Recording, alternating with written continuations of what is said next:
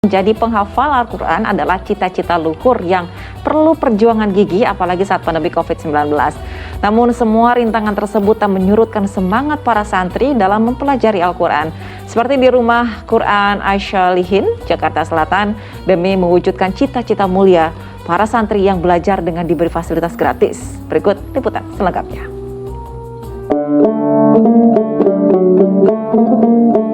Mempelajari Al-Quran merupakan kewajiban bagi umat Islam karena Al-Quran merupakan pedoman hidup bagi kaum muslimin dan juga menjadi pembeda antara yang hak dan yang batil. Al-Quran pertama kali diterima Nabi Muhammad SAW melalui perantara malaikat Jibril di Gua Hira dengan membawa surat Al-Alaq ayat 1-5. Untuk itu, kita sebagai umatnya diwajibkan untuk mempelajari Al-Quran. Salah satu lembaga pendidikan yang mempelajari Al-Quran adalah Rumah Quran As-Salihin yang terletak di Kalibata, Jakarta Selatan. Sejak tahun 2013 lalu, Rumah Quran yang didirikan oleh Yayasan As-Salihin ini mulai dibuka bagi semua kalangan, terutama anak-anak yatim dan duafa yang memiliki semangat besar untuk menjadi penghafal Al-Quran atau hafiz. Rumah Quran ini memberikan pelayanan belajar menjadi hafiz Quran secara gratis tanpa dipungut biaya. Tak hanya belajar Al-Quran, di sini anak-anak juga diajarkan cara disiplin, berbudi pekerti yang baik, terutama kepada kedua orang tua. Jika akhlak sudah terbentuk, maka para santri baru diajarkan membaca dan menghafal Al-Quran. Ini yang kita ajarkan itu, Mbak, sebenarnya nggak cuma Al-Quran ya.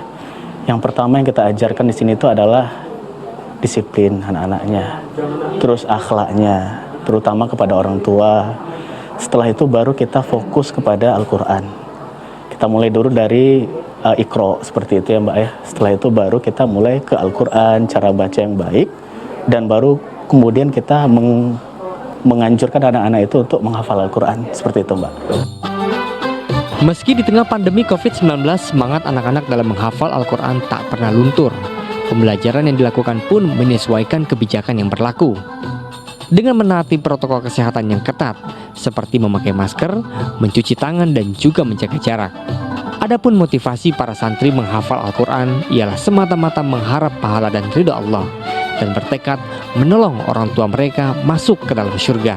Selain itu, para santri meyakini dengan membaca Al-Quran juga sebagai upaya mendekatkan diri kepada Allah Subhanahu wa Ta'ala. Karena kan bisa mendapatkan pahala untuk di akhirat nanti kan, terus bisa membantu kedua orang tua untuk masuk ke surga juga.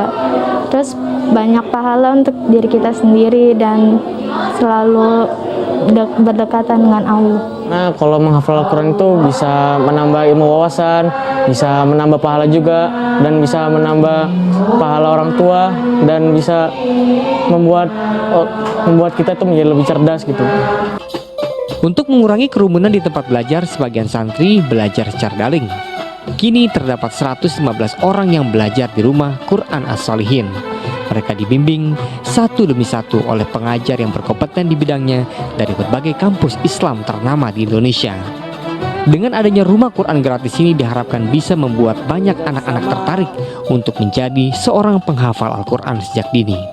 Dari Jakarta, Krusita Maharani, Teguh Prihantoro melaporkan. Masya Allah, ini rasanya saya melihat anak-anak itu terharu begitu, apalagi tujuannya adalah mereka ingin menolong para orang tuanya. Masya Allah. Semoga para santri diberikan kemudahan dalam mempelajari Al-Quran. Amin ya rabbal alamin.